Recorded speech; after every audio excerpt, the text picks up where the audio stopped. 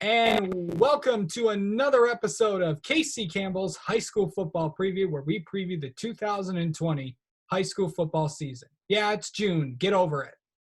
All right, we are here with Chelsea football's Griffin Murphy, of course, the quarterback for Chelsea.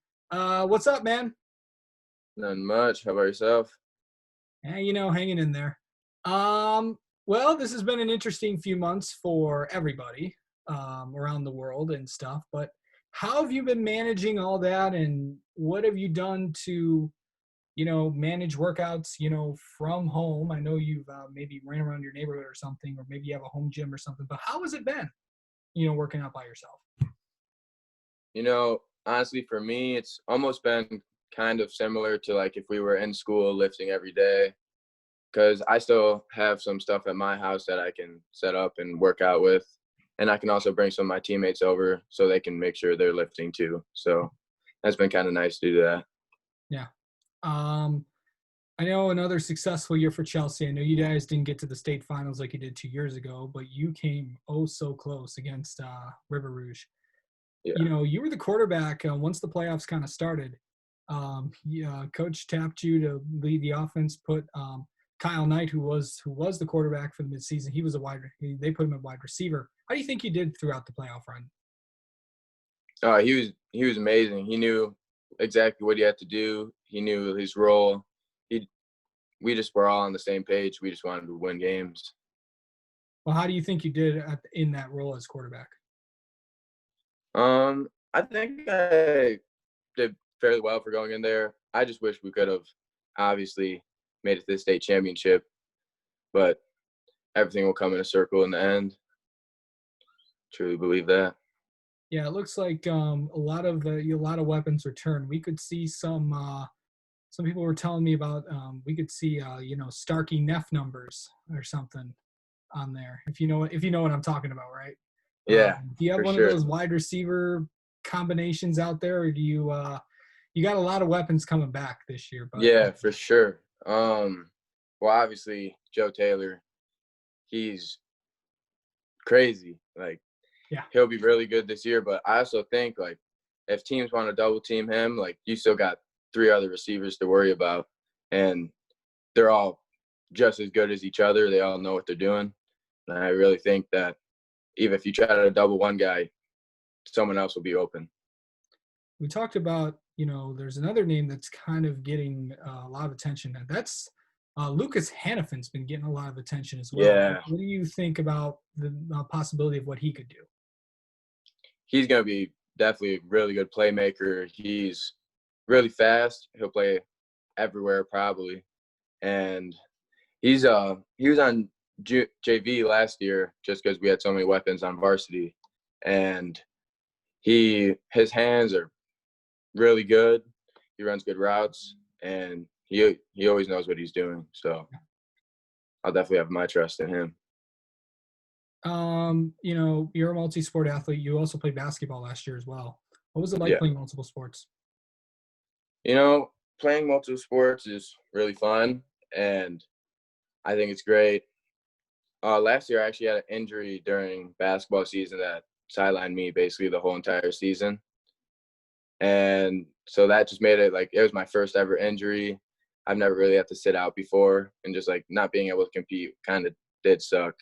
But I'd say going from football to a different sport, like it's just cool because you're not always with the same guys.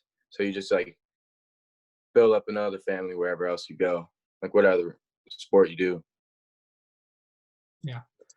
There's a lot, the SEC is going to be looking a lot different next year. Moving over to the other side. You won't see the major changes when Dexter goes over to the other side in 2 years, but there'll be 8 teams, but not having to play, those 8 teams. But now you have the addition of you get another team on there, so your schedule's pretty well stacked, as I would say. I mean, For sure. week 2, basically. There's Dexter's somewhere on that schedule. Pinckney, you got, I think Ypsi Lincoln's always up there. It's gonna be another big year for Chelsea if Yeah. they can really get through a gauntlet for the schedule. Mhm. Yeah, for sure. What do you think about playing top teams like Celine and a very well respected program? Coach Balk has built that program from the ground up since he got there. What's it like to play a tough team like that? And a lot, I think it, and a lot when they play those big opponents, they kind of get more. You kind of get like forgotten about when you do that. Do you feel like that? Um, to a certain extent, I feel like I love playing those big school teams where you're gonna get their big crowd. I mean, hopefully we can have crowds this year, but playing teams like River Rouge, the teams that are like said to be like the best, like obviously they've shown they've been really good in the past, and it's fun to go out there and compete against the best and try to win football games. Yeah, when you look at the rivalry with Dexter, um, it is what it is, and this is going to be if you guys beat Dexter, I think this would be, if I'm correct, the 25th straight time you've done that. That would Yeah, anything that you do for a quarter century, and I know of course the example I always use is when you've done something for so long. I mean, with the Red Wings making the playoffs so many years in the NHL, when you do something for 25 years, whether it's working a job or a career in sports or a long winning streak, it's always impressive. What would that mean if you were able to do that? I mean, it would mean a lot just to keep the streak going.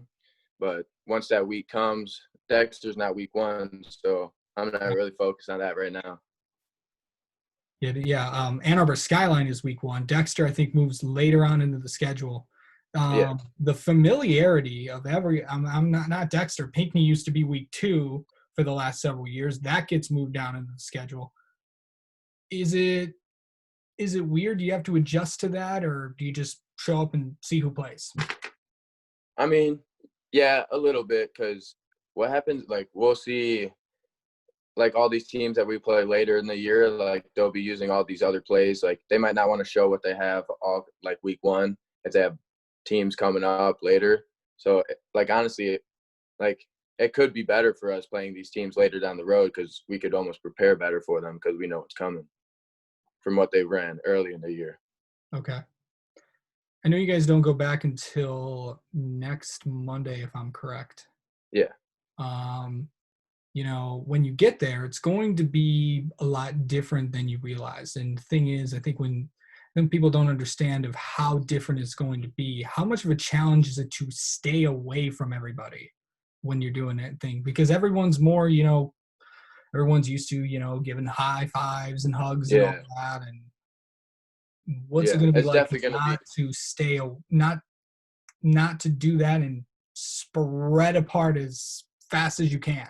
yeah, it's definitely going to be weird and different, but we'll get through it. Okay.